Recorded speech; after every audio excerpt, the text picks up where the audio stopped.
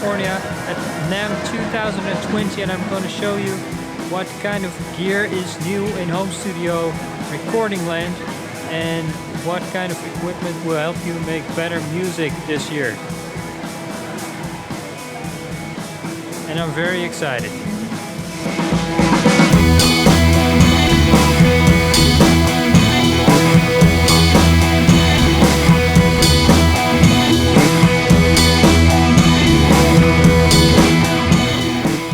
I don't even know where to begin, man. There's so many vendors. It's incredible. I've never seen anything like it.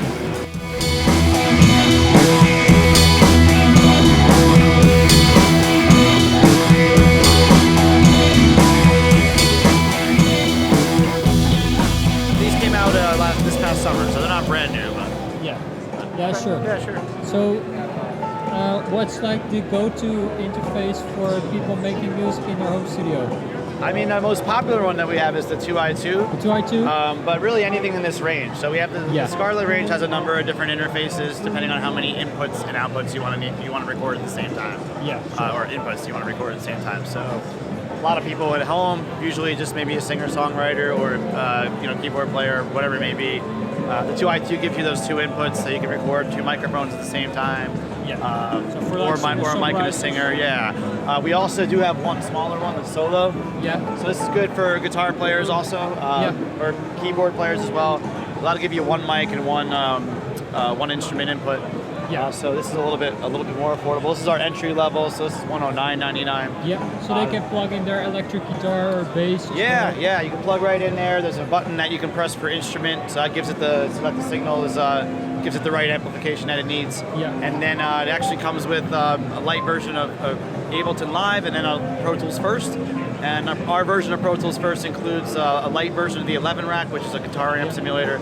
So it comes with everything you need out of the box to actually record, play guitar through amp simulation, and so it's great for guitar players, keyboard players, and then also on the electronic music side with the Ableton Live, we also package with a bunch of virtual instruments and plugins. So no matter what kind of music you want to get into, it's a really great place to start. And you can get either one of these in a package. You can get them by themselves, or you can get them in a package as a Scarlett Studio. That'll include a microphone, a headphone, mic cable, so basically everything you need to get going. And so you can get them in these packages as well. Oh, so that's a very good choice for people who are just starting making music. Yeah, absolutely. And these are the latest generation of Scarlett. These came out this past July, around there this past summer, and some of the best sounding Scarletts we've ever had. So even though it's at a price point where beginners can get started, you can really make some great sounding recordings with these as well. They sound really good. So you can get the full package for $269. And that's with the 2i2. If you go with the solo, it's even more affordable at $219.99. So you can get, it's a pretty low barrier to entry as far as getting started. And so well, that's great. Well, thank you very much. Yeah, thank you.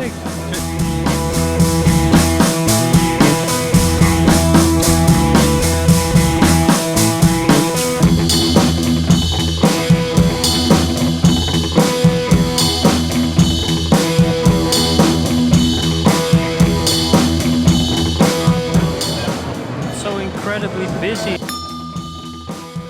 at the Universal Audio stand that I'm just going to pass on that for now. Maybe later when it's a little bit quieter, I'm going to check out what all the fuzz is all about. But now I'm just going to take a walk on the NAMM Show, see what else I can find that will be helpful to you guys.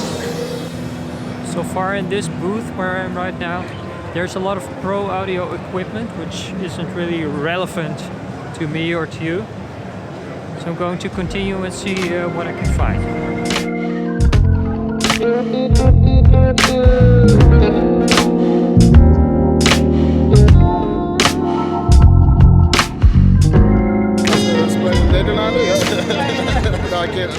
I can't speak in Dutch right now, but... Have you been to Holland? Yeah, I went to school in Holland, yeah. Oh, really? Yeah, I went to SAE in Amsterdam, so... Oh, I've been there too. Yeah? Awesome. Yeah. like 10 years ago or something. Yeah, same here. Yeah, maybe we were around the same time. So this is the Are blackout. you recording? Okay, cool. Yeah, so this is the Blackout Spark. So we have a couple different colors of this microphone. There, anything that says Spark SL, it's all the same microphone, just a different color. Now the Spark is our kind of our starting price for what we call our Essential series of microphones. These are all mics that are under $500. And they all give you like a unique sound. So the idea is if you get one of each, for under $1,000, you got this really nice mic locker that you can do a lot of stuff with. Like different flavors of Yeah, microphones. yeah. So the Spark has got like this kind of flat, neutral sound, which is very unique for a mic in this price point. Most mics at $200 or less, they have huge spikes around like 8K to kind of, when you record that plugged straight into an interface, you get that kind of huge, punchy vocal. This is a more flat, natural sound. So because we figure if you're using this one microphone and building layers in a song, those spikes that they have on other microphones become like, from 3 decibels to like 6 decibels, then 9 decibels. And all of a sudden you have this mix that you can't control.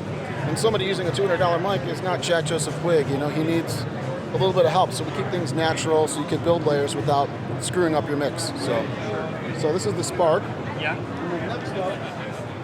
Move up to the Bluebird. Now the Bluebird has a little bit of color to it. It's got a boost in the high mids, so it really cuts through the center of mix. So anything you record with this microphone is going to give you this kind of front and center kind of pop sound to it. So it's a really modern, bright sound. Gotcha. So, and it's bright without being harsh.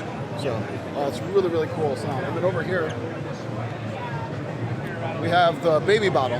Now the Baby Bottle is pretty much the opposite as the Bluebird, so it's got a boost in the low mids.